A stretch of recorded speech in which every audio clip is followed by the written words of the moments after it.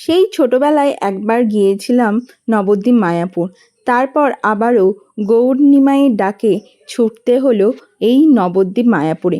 মায়াপুর পৌঁছেই প্রথমেই আমরা ঠিক করি যে নবদ্বীপ যাব।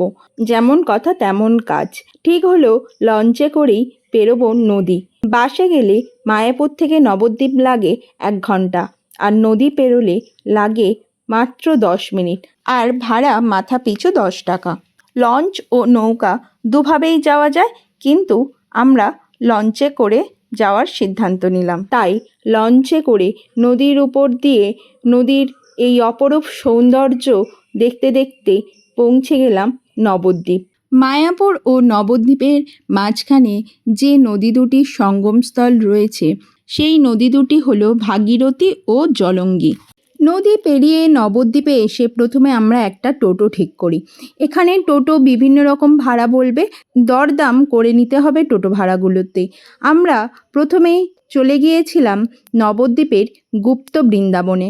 এটি শ্রীকৃষ্ণ চৈতন্য মিশন মন্দিরের ঠিক ভূগর্ভেই অবস্থিত। এখানে প্রবেশ করতে গেলে টিকিট লাগে। শ্রীকৃষ্ণের সমস্ত লীলা দেখানো হয়েছে এবং সঙ্গে রয়েছে গৌরাঙ্গেরও লীলা। এরপর ওখান থেকে আমরা চলে গিয়েছিলাম নবদ্বীপের প্রধান যে আকর্ষণ, সেটা হলো নিমাইয়ের জন্মস্থান, যেটি জগন্নাথ মিশ্রের বাড়ি বলে ইতিহাসের পাতায় লেখা রয়েছে। ওখানে গিয়ে সেই নিম গাছটাকে আমরা দর্শন করলাম, যে নিম গাছের নিচে সচিমাতার কোল আলো করে এই ধরাধামে আবির্ভূত হয়েছিলেন আমাদের নদের নিমাই। নিমাইয়ের জন্মস্থান থেকে কিছুটা দূরে অবস্থিত এই 60 ফুট গৌরাঙ্গের মূর্তিটি।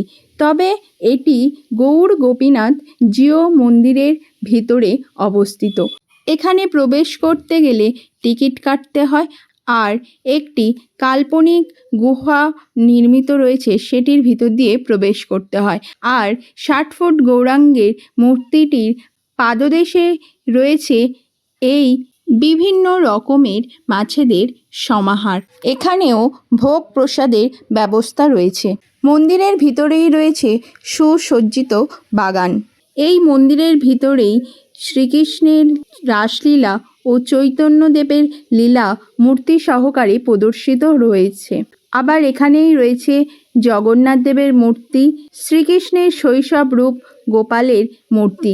সেই গোপালকে তোমরা দোলনাও দিতে পারো। এরপরেই ওখান থেকে আমরা চলে গিয়েছিলাম সোনার গৌরাঙ্গ দেখতে। এরপরেই আমরা চলে গিয়েছিলাম ধামেশ্বর বাবার মন্দিরে। এখানেই রয়েছে গৌরাঙ্গের পাদুকা, যে পাদুকা রেখে গৌরাঙ্গ নবদ্বীপ ছেড়ে পুরীর উদ্দেশ্যে রওনা দেন। এরপর আমরা চলে আসি পোড়ামার মন্দিরে। পোড়ামার মন্দিরে এখানে একটি বটগাছের নিচে দক্ষিণা কালী ও দেবী সরস্বতীকে নীল সরস্বতী রূপে পূজা করা হয়। এছাড়াও এখানে আশেপাশে রয়েছে অনেক মন্দির, সেগুলোও আমরা ঘুরেছিলাম, কিন্তু তার ক্লিপ নেওয়া হয়নি। এই মন্দিরেই পুজো দিয়েই আমাদের শেষ হলো নবদ্বীপ যাত্রা।